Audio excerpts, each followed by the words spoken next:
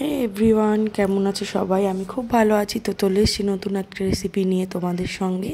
তো দেখো, ভিডিওটা কন্টিনিউ করতে থাকো। তো দেখো, তেলাকচু পাতা তুলে নিয়েছি কিছুটা।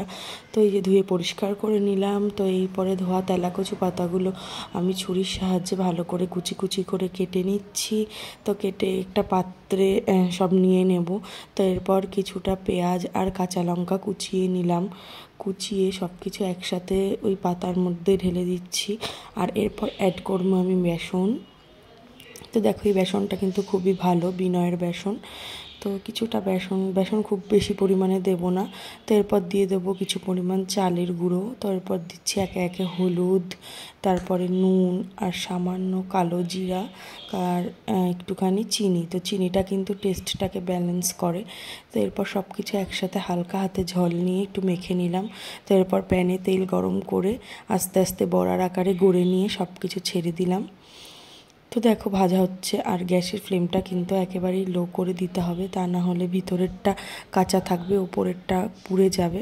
তো দেখো, আস্তে আস্তে বড়াগুলো আমি ভেজে নিচ্ছি। এবার বড়াগুলো উল্টে পাল্টে একে একে ভেজে নিতে হবে। তো এই যে রেডি আমার তেলাকচু পাতার বড়া। গরম ভাতের সাথে একদিন ট্রাই করো, খুব ভালো লাগবে।